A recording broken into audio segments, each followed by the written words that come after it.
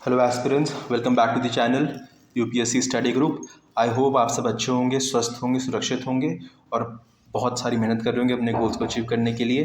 तो आज है 5 मई, थर्सडे का दिन है। So let's get started with the today's Hindi analysis. ठीक है, तो पहला आर्टिकल इसमें आया है अबाउट आरबीआई। तो इन्होंने एक सरप्राइज मूव में रेपो रेट बढ़ा दिए हैं। ठीक है, तो रेपो रेट जो होता है वो रेट होता है जिस रेट पे जो आरबीआई होती है वो दूसरे कमर्शियल बैंक्स को इस रेट पे लोन देती है। ठीक है, तो 40 बेसिस पॉइंट्स पे बढ़ा दिए। दैट मीन्स 4.4% हो चुका है बढ़ के। तो बेसिकली अगर आप 100 रुपये देंगे कमर्शियल बैंक को तो आपको 4.4 rupees as a interest RBI को वापस करना पड़ेगा। ठीक है, तो ये जो रेट है ये अगस्त 2018 के बाद पहली बार बढ़ाया गया है। आप इस ग्राफ में देख सकते हैं। यस, इसमें आप देख सकते हैं कि जनवरी तक ये नीचे था, उसके बाद अगस्त 2018 में ये पहली बार बढ़ा। पहली बार नहीं मतलब बढ़ा, और उसके बाद से ये कम ही हुआ है खाली। ठीक है, और उसके बाद जाके 3.5 साल के बाद लगभग और ऑलमोस्ट 4 इयर्स ये फिर बढ़ा है, जो कि 4.4 कर दिया गया। ठीक है, इसको पहले ये 4 पे था, 4% पे था और ये अनचेंज था। कब से? फरवरी 2020 से ये 4% पे ही था और अब जाके उसको बढ़ाया गया। ठीक है, तो इसका रीज़न क्या दिया है शक्तिकांता दास जी ने, जो कि आरबीआई के गवर्नर हैं। तो उन्होंने इसका रीज़न दिया है कि जो महंगाई बढ़ रही है पूरी दुनिया में, तो इन्फ्लेशन को कम करने के लिए इसका इस्तेमाल किया गया है। ठीक है, और इसको डिसाइड किसने किया है? तो ये कमेटी बनाई जाती है from RBI monetary policy committee. ठीक है, जो ये मॉनिटरी पॉलिसीज़ होती हैं, मॉनिटरी पॉलिसीज़ क्या होती हैं? ये जो एक प्रोसेस होता है ताकि जो आप इकोनॉमी में मनी सप्लाई कर रहे हैं उसको आप कंट्रोल कर सकें। ठीक है, तो रेपो रेट एक टूल है मॉनेटरी पॉलिसी का। ठीक है, रेपो रेट हो गया, रिवर्स रेपो रेट हो गया, सीआरआर हो गया। यहाँ पे सीआरआर की बढ़ोतरी की गई है। यहाँ पे सीआरआर को ही बढ़ा के 50 बेसिस पॉइंट से बढ़ा के 4.5% कर दिया गया है। ठीक है, तो आरआर तो समझ में आ गया आपको क्या है। आरआर तो रेपो रेट हो गया जिस रेट पे आरबीआई कमर्शियल बैंक को लोन देती है। ठीक है, now what is this CRR? Cash reserve ratio. ठीक है, इसका फुल फॉर्म होता है कैश रिजर्व रेशियो। तो नाम से समझ में आ रहा है कि इसमें कैश है जो कि रिजर्व करके रखना पड़ेगा।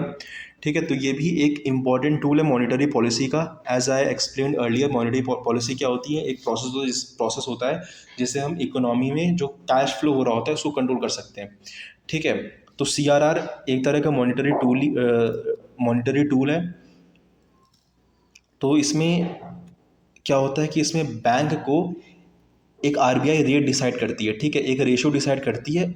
उस रेशियो के हिसाब से बैंक को कुछ कैश अपने पास, इन लिक्विड कैश मतलब कैश के फॉर्म में, यानी कि वो पैसा बैंक में हो या फिर बॉन्ड के रूप में हो, कैश के रूप में होना चाहिए, वो अपने पास रिजर्व करती है। ठीक है, या तो वो अपने वॉलेट में रखेगी या तो फिर वो आरबीआई को दे देगी। दोनों में से कोई एक काम करेगी, लेकिन उसे करना पड़ेगा। तो इस समय दी CRR रेट इज़ 4.5%। ठीक है, तो अगर इसको एग्जाम्पल से देखें तो यदि बैंक के पास 100 रुपये डिपॉजिट है, ठीक है, तो उसको उन 100 रुपये में से 4.5 रुपीज़ अपने पास एज अ कैश रखना पड़ेगा या फिर उसको आरबीआई को जमा कराना पड़ेगा। ठीक है, और इस 4.5 में से ना वो किसी को लेंड कर सकती है, ना वो इस पर इंटरेस्ट ले सकती है, इसमें से कुछ नहीं कर सकती। उसको एज अ कैश इसको रखना पड़ेगा, दैट्स इट। ठीक है, तो जो ये CRR है ये बहुत इंपॉर्टेंट टूल है मॉनेटरी उसको कंट्रोल करने के लिए। फॉर एग्ज़ाम्पल अगर इन्फ्लेशन बहुत ज़्यादा हुई, ठीक है, फॉर एग्ज़ाम्पल इन्फ्लेशन अगर बहुत ज़्यादा हुई तो CRR को इंक्रीज़ कर दिया जाता है।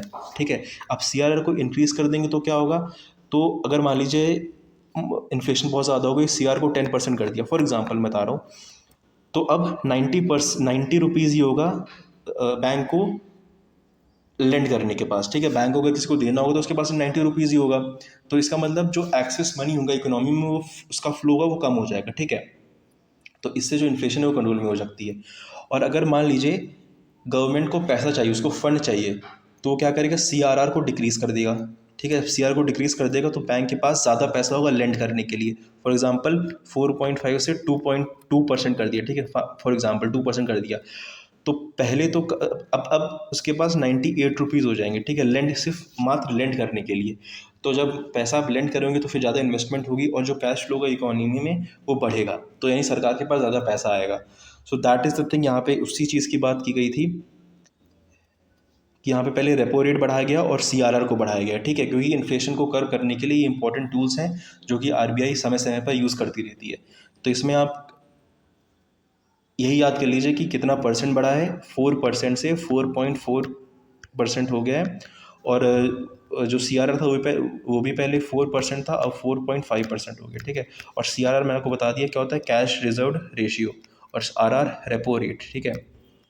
ये चीज़ हो गई। और उसमें अगर आप बेसिक इकोनॉमी पढ़ना शुरू करेंगे यूपीएससी के लिए तो सबसे पहले यही चीज़ बताई जाती है आपको, that what is RR, what is RRR, reverse repo rate भी एक चीज़ होती है, what is CRR, what is SLR, ठीक है, ये चीज़ें बताई जाती हैं। अब इसमें वो पॉइंट्स नहीं है तो मैंने इसको इंक्लूड नहीं किया है, लेकिन अगर आप इकोनॉमी कहीं पढ़ेंगे तो सबसे बेसिक पॉइंट शुरुआत में यही पॉइंट्स होते हैं कि ये टूल्स होते हैं मॉनेटरी पॉलिसी के और ये किस तरह वर्क करते हैं, तो ये बताया जाता है, ठीक है।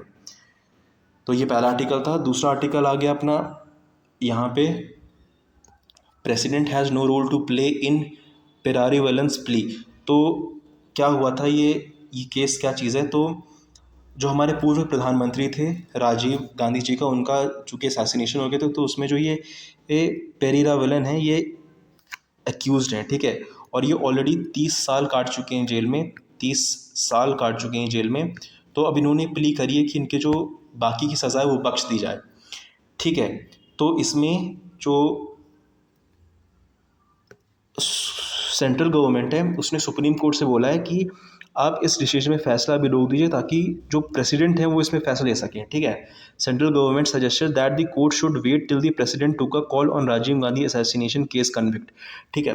लेकिन कोर्ट ने इसमें कहा है कि इसमें प्रेसिडेंट या फिर गवर्नर का कोई रोल नहीं है, ठीक है। और उन्होंने आर्टिकल 161 की उल्लंघना दी है, आर्टिकल 161 को की बात बोली है, जिसके तहत पावर ऑफ द इस आर्टिकल के अंडर क्या है, power of the governor to grant pardon and others, ठीक है।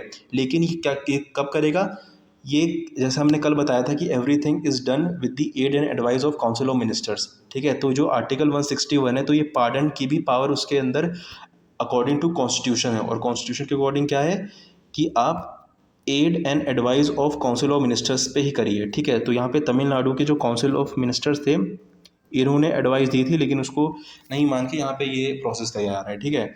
तो इसमें खाली ये आर्टिकल 161 को बताने की बात की गई है, और बाकी इसमें सब सिर्फ डिस्कशन बताया गया है कि क्या डिस्कशन हुआ था, वो इस समय बेल पे हैं कि क्या है, बाकी वो सब चीज़ें, ठीक है। इसमें लेकिन इंपॉर्टेंट क्या है, आर्टिकल 161 जो कि सरकार कह रही है कि आप वेट करिए, प्रेसिडेंट इसमें डिसीजन लेंगे, लेकिन सुप्रीम कोर्ट कह रही है कि इसमें प्रेसिडेंट का कोई रोल ही नहीं है। तो दैट इज़ द थिंग। उसके बाद तीसरा आर्टिकल है ये नीट को लेके, जो कल हमने डिस्कस किया कि गवर्नर एसेंट नहीं दे रहे हैं। तो फाइनली जो गवर्नर है उन्होंने जो नीट एग्जाम्पशन बिल है तो तमिलनाडु लेजिस्लेचर ने पास कर दिया था, इसको होम मिनिस्ट्री को भेज दिया है। अब होम मिनिस्ट्री इसको प्रेसिडेंट को पेश करेगी और प्रेसिडेंट उस पर एसेंट देंगे, ठीक है। तो जैसा मैंने कल बताया था कि गवर्नर के पास 4 ऑप्शन होते हैं जब उनके पास बिल आता है, पहला उसको एसेंट देते हैं, दूसरा उसको विल होल्ड कर दें, तीसरा उसको वापस भेज दें, या फिर चौथा उसको प्रेसिडेंट के लिए रिजर्व करते हैं। तो यहाँ पे तो तमिलनाडु के गवर्नर ने उन्होंने चौथा ऑप्शन अपनाया है और उन्होंने जो बिल है उसको प्रेसिडेंट के पास भेज दिया उनकी असेंट के लिए, ठीक है। तो ये बिल होम मिनिस्ट्री के पास जा चुका है, होम मिनिस्ट्री इसको पेश करेगी प्रेसिडेंट के पास। तो ये दैट इज़, इसमें खाली इतना ही था। उसके बाद नेक्स्ट आर्टिकल देखते हैं अपन लोग। तो इसमें ये सब स्टेट की न्यूज़ है जो कि एग्ज़ाम पॉइंट ऑफ व्यू से इंपॉर्टेंट नहीं है। इसमें एक चीज़ इंपॉर्टेंट आई है, एक बैक्टीरिया के बारे में बात हुई है, शिजेला सोनिया बैक्टीरिया, ठीक है। तो बेसिकली ये बैक्टीरिया क्या हुआ कि यहाँ पे जो ये यहाँ पे ये रहा शिजेला सोनिया बैक्टीरिया, ठीक है। तो यहाँ पे क्या हुआ है कि कुछ लोगों को इस बैक्टीरिया से फूड पॉइजनिंग हो गई है, ठीक है। यहाँ पे उन्होंने शॉर्मा जो एक आइटम होता है, डिश होती है, उसको खाया है वहाँ का, उस एक होटल से वहाँ उसको शॉर्मा खाया, वहाँ का पानी पिया, तो उसकी वजह से उनको पॉइजनिंग हो रही है। उसके सिम्टम्स है वॉमिटिंग, फीवर, डायरिया, ठीक है। तो ये चीज़ हुई है। तो वहीं पे उनके डिस्ट्रिक्ट ने बोला है कि इस पे हम इन्वेस्टिगेशन करेंगे कि क्या क्या उसमें प्रॉब्लम थी, उस खाने में क्या प्रॉब्लम थी, ठीक है। मैनी टुक इल आफ्टर टेकिंग शॉर्मा इन कसरगोड, ठीक है। तो ये केरला में एक जगह है जहाँ पे ये इंसिडेंट हुआ है, और इसमें इंपॉर्टेंट क्या है, ये बैक्टीरिया, बिकॉज मैंने कल बताया था कि प्रीलिम्स में सवाल पूछते हैं कि this and this is recently seen in news, what is this related to. तो अगर यहाँ पे कभी आ जाएगा कि Shigella sonnei is related to what, तो ऑप्शन दे सकते हैं, ऑप्शन बहुत बना सकते हैं, that it is a bacteria और इट इज़ अ प्लांट और इट इज़ अ ट्री, तो कुछ ऑप्शन बना लेंगे, लेकिन और सबके नाम भी सेम ही होते हैं, ठीक है, क्योंकि साइंटिफिक नेम है शिगेला सोनिया, ये साइंटिफिक नेम है। सो उसमें आप बैक्टीरिया टिक करेंगे। सो ये एक इंपॉर्टेंट पॉइंट है, तो मैंने कवर कर लिया इसमें। उसके बाद अपन नेक्स्ट देखते हैं।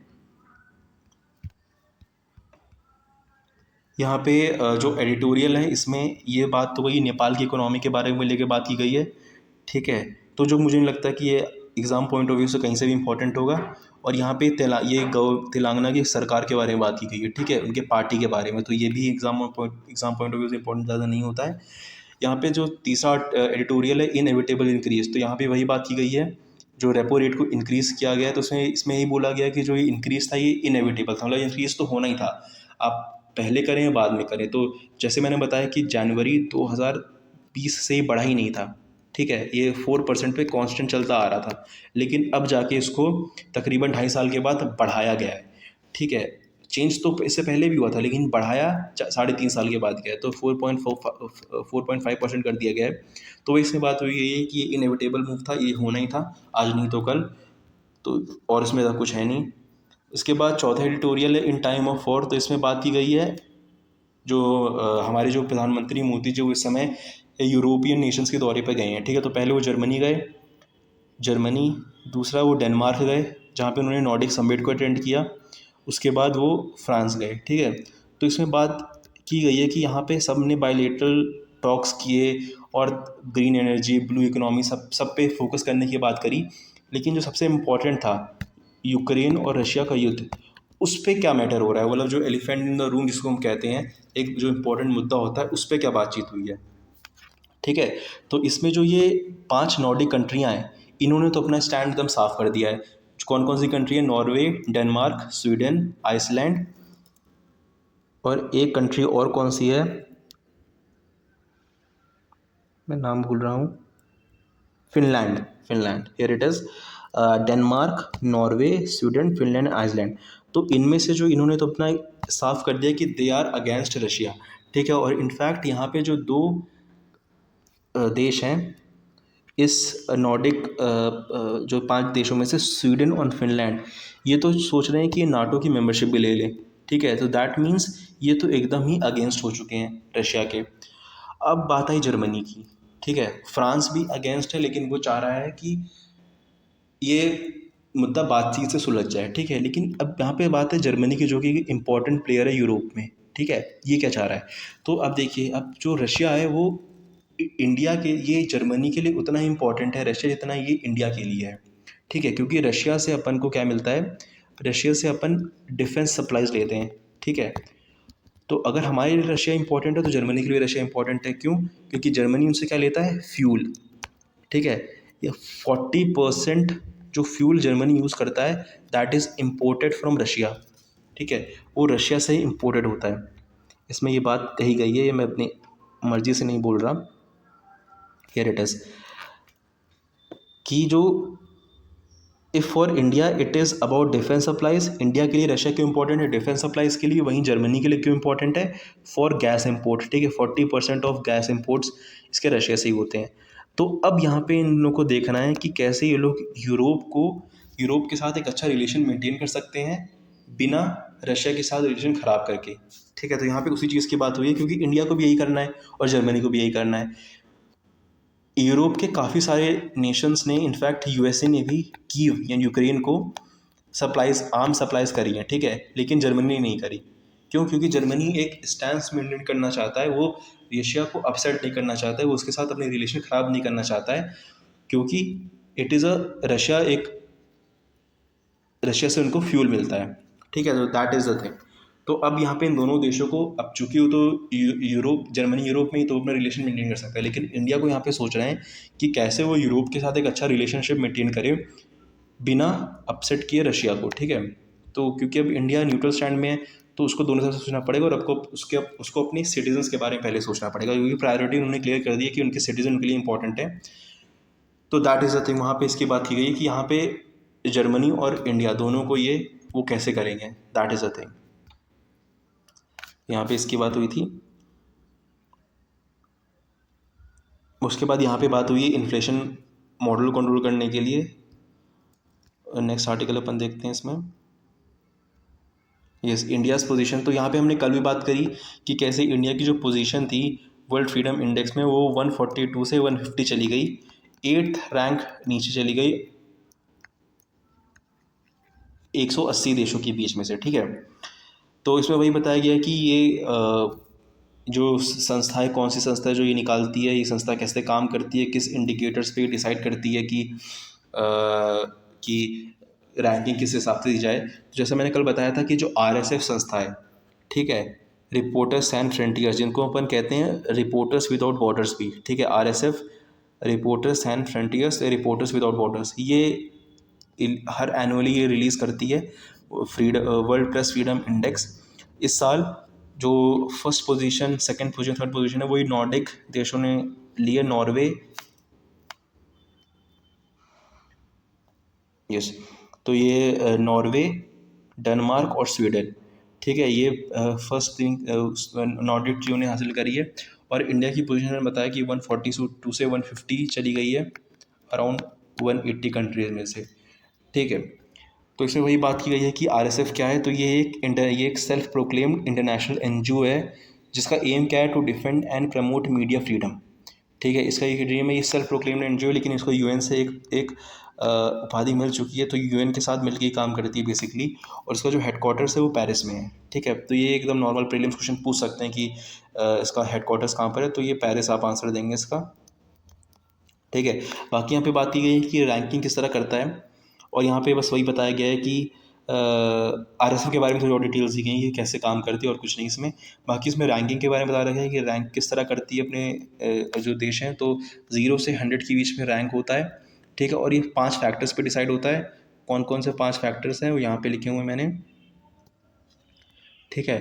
तो पहला तो है पॉलिटिकल कॉन्टेक्स्ट, दूसरा है लीगल फ्रेमवर्क, तीसरा इकोनॉमिक कॉन्टेक्स्ट, पांचवा है सोशल कल्चरल कॉन्टेक्स्ट, और तीसरा है सेफ्टी, ठीक है। सेफ्टी उनके जो जर्नलिस्ट हैं वहाँ के वो सब पॉलिटिकल कॉन्टेक्स्ट मतलब पॉलिटिकल न्यूज़ कवर करते हैं तो कैसा होता है, लीगल फ्रेमवर्क, वहाँ लीगल फ्रेमवर्क कैसा है जर्नलिस्ट का, इकोनॉमिक कॉन्टेक्स्ट कैसा है, और सोशल कल्चरल कॉन्टेक्स्ट कैसा है। ये नॉर्मल सी वो है, पॉलिटिकल इकोनॉमिक सोशल जो रिलेशनशिप होती है उसके बारे में, उसी के हिसाब से लोग इंडिकेट तय करते हैं। बाकी इसमें और कुछ इंपॉर्टेंट नहीं है। बाकी इसमें इंडिया के बारे में बता रखा है कि इंडिया का कैसा सीन है।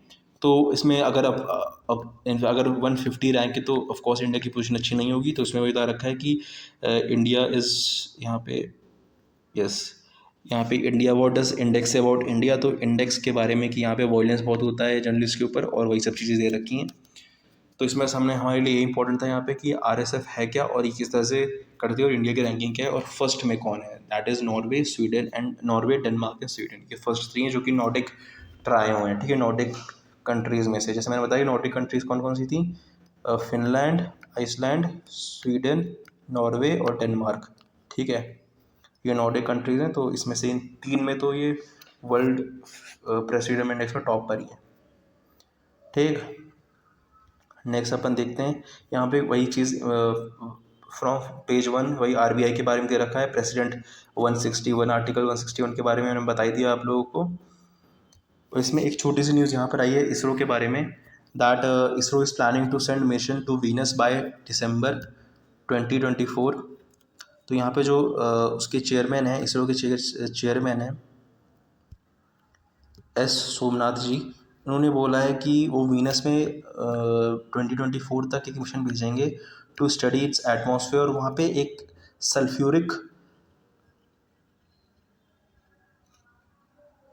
सल्फ्यूरिक एसिड का जो क्लाउड फॉर्मेशन होता है उसके बारे में, क्योंकि वहाँ पे सल्फ्यूरिक एसिड के क्लाउड बनते हैं, ठीक है।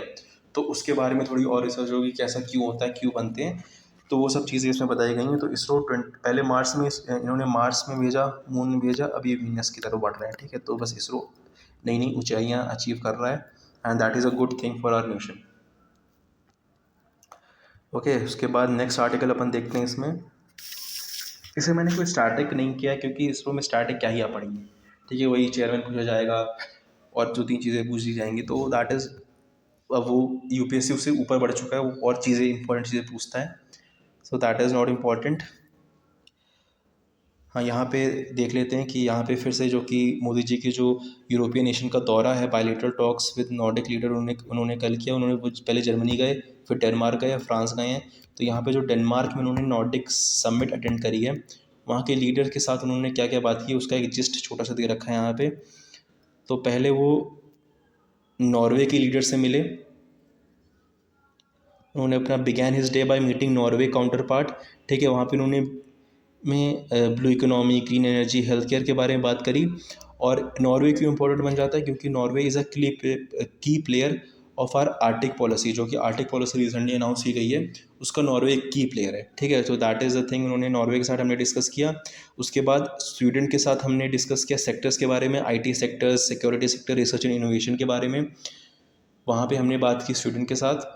उसके बाद तीसरा देश जिससे मोदी जी ने बायलैटरल टॉक्स होल्ड करी हैं वो है आइसलैंड, ठीक है। तो वहाँ पे आइसलैंड में Modi ji has appreciated the efforts of gender equality, personal efforts promoting gender equality, वहाँ पे बात की गई है। बाकी फिनलैंड की जो प्रधानमंत्री हैं सरीना मरीन, उनके साथ भी टॉक्स हुई, इसी बायलैटरल टॉक्स पे डिस्कशन हुई है। और यहाँ पे एक चीज़ इंपॉर्टेंट बन जाती है यहाँ पे कि जो गिफ्ट दिए गए हैं, ठीक है, जो गिफ्ट ट्रेडिशनल गिफ्ट्स जो दिए गए हैं उनके बारे में छोटी सी हम लोग देख लेते हैं। दैट इज़, क्योंकि क्या गिफ्ट किसको क्या मिला है that is not important, but क्या क्या मिला है दैट इज़ इम्पॉर्टेंट, ठीक है। तो इससे पहली बात की गई है रोगन पेंटिंग की, ठीक है, मैं आपको इसकी फ़ोटो भी दिखा दूंगा रोगन पेंटिंग की, जो कि गुजरात की बहुत ही फेमस एक आर्ट है जो क्लोथ प्रिंटिंग में अपन यूज़ करते हैं, ठीक है। इसको अब मैं हम क्या यूज़ करते हैं, गुजरात में यूज़ की जाती है, ठीक है। तो पहला तो गिफ्ट ये था।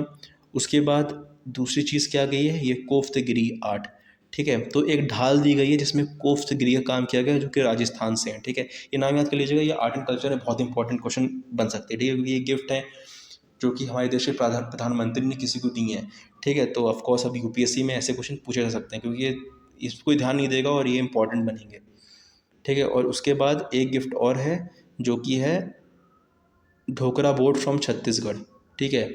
तो ये चीज़ क्राउन प्रिंस ऑफ डेनमार्क को दी गई है। तो इसका मैं आपको फ़ोटो दिखा लेता हूँ ताकि आपको लोग को याद रहे।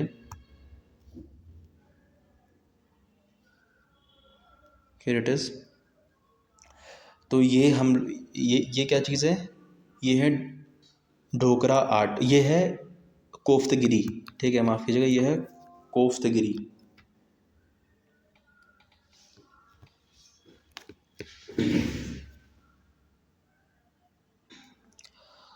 So this is koftgari. तो ये ढाल दी गई जहाँ पे कोफ्तगिरी का काम होता है, राजस्थान से है।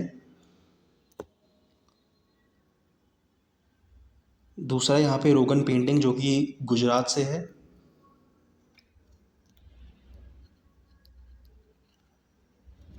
रोगन पेंटिंग फ्रॉम गुजरात, ठीक है।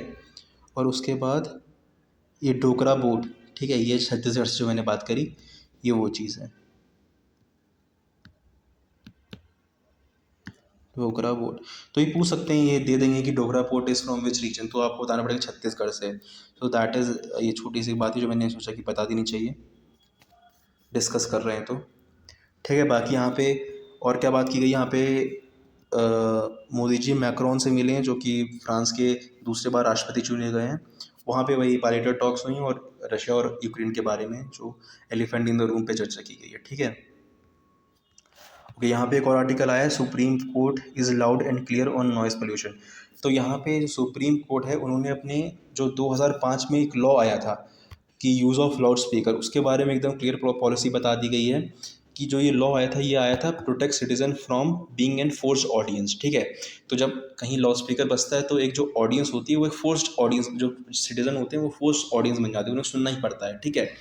तो इसमें उन्होंने बताया था कि आर्टिकल 21 की जिक्र किया गया है, जहाँ पे बताया गया कि freedom from noise pollution is a part of right to life, ठीक है। जो ऐसे आर्टिकल में हम लोग राइट टू लाइफ की बात करते हैं, राइट टू लाइफ, तो उसमें एक चीज़ और भी ऐड हो जाती है कि फ्रीडम फ्रॉम नॉइज़ पोल्यूशन, ठीक है। और ये noise pollution is not related to any religion और रिलीजियस प्रैक्टिस। ठीक है, सुप्रीम कोर्ट ने बोला कि जो ये लॉ है ये किसी रिलीजन या रिलीजियस प्रैक्टिस के से कंसर्न नहीं है। अगर आप नॉइस पोल्यूशन कर रहे हैं जिससे ऑडियंस को दिक्कत हो रही है, सो दैट इज़ आप उससे उनका राइट छीन रहे हैं। ठीक है, so that is the thing, वहाँ पे ये बात हुई है। और इसमें और एक चीज़ बताई गई है कि किसी को राइट नहीं है, nobody whatever be the reason और पर्पस, यहाँ पे देखिए बात की गई है, nobody whatever be the reason और purpose can claim a right to create noise. मतलब किसी को भी राइट नहीं है कि वो रिलीजन या फिर किसी भी पर्पस, कुछ भी पर्पस हो, उसके नाम पे नॉइज़ क्रिएट करे। ठीक है, तो यहाँ पे उन्होंने अपनी पॉलिसी एकदम क्लियर कर दिया है कि चाहे फिर वो रिलीजियस प्रैक्टिस हो, चाहे फिर वो कोई सा भी पर्पस हो, यदि आपके लाउड स्पीकर से अगर आपके किसी भी एक्टिविटी से नॉइज़ पोल्यूशन हो रहा है, सो दैट इज़ इलीगल, और वो किसी की जो राइट टू लाइफ है उसको छीन रहा है, उसके फंडामेंटल राइट को छीन रहा है। सो उन्होंने अपनी यहाँ पे अपनी जो पोजीशन है वो एकदम क्लियर कर दी है। उसके बाद नेक्स्ट आर्टिकल है यहाँ पे, जो कि वीके पॉल जो नीति आयोग के मेंबर हैं, उन्होंने बोला है कि जो कोविड पैंडमिक है वो भी ख़त्म नहीं हुआ है, लेकिन हमें इसके साथ जीना सीखना होगा। जो स्कूल्स हैं, कॉलेजेस हैं, एजुकेशन है, वो वैसे जो फंक्शन कर रहे हैं वैसे करते रहेंगे, और हमें इसके साथ रहना सीखना पड़ेगा। तो यहाँ पे उसकी बात की गई है। बाकी यहाँ पे जो लास्ट आर्टिकल है, यहाँ पे बात हुई है सेक्स रेशियो को लेके। तो हाल ही में जो सेक्स रेशियो की जो लिस्ट है वो रिलीज़ की गई है। यहाँ पे डेटा से समझ में आ रहा है, सेक्स रेशियो बेसिकली क्या होता है, दैट नंबर ऑफ फीमेल्स पर 1000 मेल्स। ठीक है, नंबर ऑफ फीमेल्स पर 1000 मेल्स, तो 1000 मेल्स में कितनी फीमेल्स होंगी, that is the sex ratio. तो यहाँ पे टॉप किसने किया है, यहाँ पे फर्स्ट टॉप किया है यूटी ने। ठीक है, लद्दाख जो यूनियन टेरिटरी है उसने टॉप किया है विद 101104। तो यहाँ पे 1000 मेल पे 1104 महिलाएं हैं। ठीक है, यानी 104 एक्स्ट्रा महिलाएं, ज़्यादा महिलाएं हैं। ठीक है, तो that is the sex ratio. अब समझ में आ गया होगा आपको कि 1000 में 1104 महिलाएं हैं। ठीक है, उसके बाद दूसरा अरुणाचल प्रदेश, फिर अंडमान निकोबार आइलैंड जहाँ पे 1000 मेल पे 984 महिलाएं हैं। ठीक है, यहाँ पे कम है, यहाँ पे रेशियो, और उसके बाद कम ही होता जाएगा, यहाँ पे बढ़ेगा नहीं। सो दैट इज़, ये अच्छी बात नहीं है, मतलब रेशियो बराबर होना चाहिए। So that is the thing. उसके बाद त्रिपुरा, केरला, अच्छी बात क्या नहीं है इसमें, हम लोग तो कुछ कर नहीं सकते, लेकिन हाँ, जो पहले जो प्रथा चलती आ रही थी कि बेटियों को पैदा होते ही मार देते थे, तो उस पर अब काफ़ी कंट्रोल है, तो वो बहुत अच्छी बात है।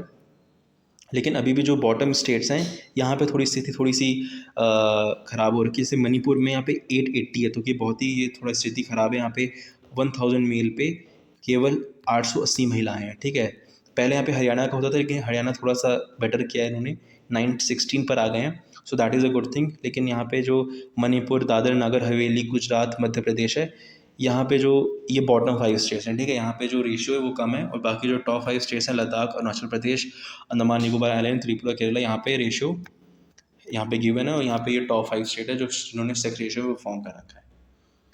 ठीक है, सो आज के इसमें यही था। बाकी इंटरनेशनल में इतना कुछ खास नहीं है। वही एक तो दे रखा है कि रशिया यूक्रेन के बारे में, कि रशिया अपनी सफाई दे रहा है, यूक्रेन अपना बता रहा है, तो दैट इज़ अ थिंग। यहाँ पे वही श्रीलंका के बारे में बता रखा है, हमने डिस्कस कर ही लिया था ये, कि रिजर्व्स ख़त्म हो रहे हैं। बाकी यहाँ पे वही सैंक्शंस के बारे में बात हुई है, वही सैंक्शन हर हर हर बार यही न्यूज़ निकल कर आ रही है। बाकी यहाँ पे जापान पीएम और पोप ने कुछ डिस्कशन किया न्यूक्लियर आर्म्स को लेके, और यहाँ पे वो ऑफकोर्स नॉर्थ कोरिया ने एक नई बैलिस्टिक मिसाइल फायर की, जो हर दिन वो करता ही रहता है, पता नहीं काम करती हैं कि नहीं करती हैं। बाकी यहाँ पे चाइना में फिर से जो केसेस वो बढ़ रहे हैं, और यहाँ पे कोविड कर्व्स लगा दिए गए हैं। ठीक है, सब बंद कर दिया गया है। बाकी इकोनॉमिक्स में देखते हैं अपन, बिजनेस में देखते हैं, तो वही फिर से रेट इंक्रीज़ के बारे में बात की, क्योंकि इंपॉर्टेंट न्यूज़ है। ठीक है, ये 3.5 साल में बढ़ी नहीं थी, 3.5 साल में बढ़ी नहीं तो बढ़ गई, और 2.5 साल से कांस्टेंट चल रही थी तो वो कांस्टेंट भी नहीं रही। सो ये दैट इज़ इम्पॉर्टेंट, एक इम्पॉर्टेंट न्यूज़ थी। बाकी यहाँ पे वॉल स्ट्रीट जो कि यूएस के बारे में यहाँ पे बात हुई है, हमारे पॉइंट हमारे उसके इम्पोर्टेंट नहीं है। उसके बाद यहाँ पे भी कुछ इम्पोर्टेंट है नहीं, कोटक महिंद्रा, मेडीमैक्स, ये सब प्राइवेट कंपनीज़ के बारे में, तो दैट इज़ नॉट इम्पॉर्टेंट। बाकी स्पोर्ट्स सेक्शन में तो हमारे एग्जाम से कोई इम्पोर्टेंट है नहीं, होता ही नहीं इसमें। ठीक है, so that is for the today's Hindu analysis. I know it is not the best analysis you will get on the internet, मुझे पता है ये बहुत ही बेहतरीन एनालिसिस नहीं है जो कि आपको इंटरनेट में मिलेगी, बट ये जो भी कुछ है मेरा ऑनेस्ट वर्क है, हम हमारी टीम का ऑनेस्ट वर्क है। सो आई होप शुरुआत ही दौर पर हैं आप लोग, जैसे मैंने बताया था, again I am repeating that idiom from Chinese that a journey of 1,000 miles began with first single step, one single step। तो हमारा ये पहला ही कदम है, एंड आई होप आपको ये पसंद आया होगा। अगर आपको किसी भी रीज़न से ये पसंद आया तो प्लीज़ इसको शेयर करिए, इसको लाइक करिए, इसको सब्सक्राइब करिए। और अगर आपको इसके नोट्स चाहिए, डिजिटल नोट्स चाहिए, तो you can join on Telegram. अभी मैं नहीं अपलोड कर रहा हूँ क्योंकि अभी इसमें मेंबर्स ही नहीं है, तो जैसे ही मेंबर साइन लग जाएंगे मैं उसमें अपलोड कर दूंगा। और और अगर ऐसे क्विजेस, क्वेश्चंस और इन्फॉर्मेशन के लिए you can follow our team on Instagram UPSC study group, जिसका लिंक डिस्क्रिप्शन में होगा। बाकी हम इम्प्रूव कर रहे हैं इसको हर दिन अच्छा बनाने की, हर दिन कंसिस्टेंट रहने की। और जैसे कि मैंने बताया, this is not the best analysis you will get, but this is an honest work, और ये बेहतर होता जाएगा, ये और अच्छा होता ही जाएगा आने वाले कुछ दिनों में। So thank you so much for watching, और मैं आपसे मिलता हूँ कल के एनालिसिस में। तब तक के लिए पीस आउट। मैंने कोई तब तक के लिए पढ़ते रहिए, मेहनत करते रहिए। जय Hind. Thank you so much everyone.